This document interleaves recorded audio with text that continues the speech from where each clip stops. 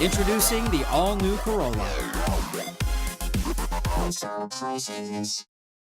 Our criminal justice system is inundated with repeat offenders. 1 in every 25 people on Guam is on some kind of community supervision, according to Chief Justice Robert Torres, which he called an alarming reality. All you need to do is look at the headlines on any given day to see that crime is on the rise. Murders, the stabbings, criminal sexual conduct, burglaries, armed robberies, home invasion. Which is why, Torres says, the island must shift its focus and start adopting a more individualized justice approach in the way we treat our criminals. The weaknesses in Guam's criminal justice system has been our reliance on outdated assessment tools to evaluate individuals. Our goal has to be to treat the source of what leads people into the justice system, rather than to just punish criminal conduct. Justice Torres acknowledges, however, that it's not as easy as it sounds, but he says evidence-based research shows that it is more effective in producing a safer community.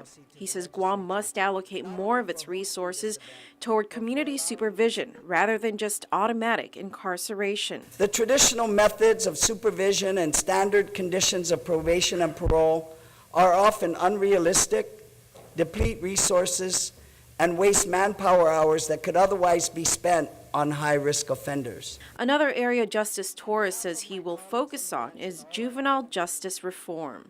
We stand at a crossroads in juvenile justice history, and the judiciary wants to proceed with reform in our hearts.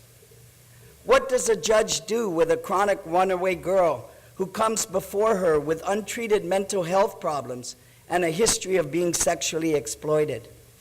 What does a judge do with a boy who is repeatedly charged with shoplifting but comes from a dysfunctional family? Questions like these, he says, should compel us to develop our community-based programs for our youth.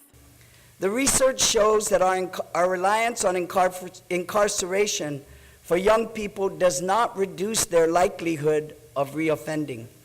Indeed, it may just do the opposite. He called upon the Law Review Commission to also look into law reforms, as they will ultimately be responsible for making these changes possible. Quite simply, our island's future, through the lives of our children, hangs in the balance.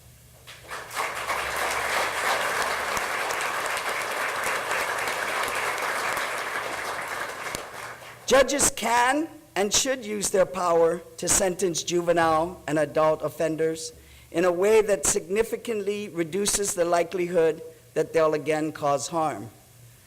But this power, the power to fix people rather than fill prisons, is a concept that is catching fire in criminal justice systems throughout the country. And it's my goal to see this concept grow in our local courts.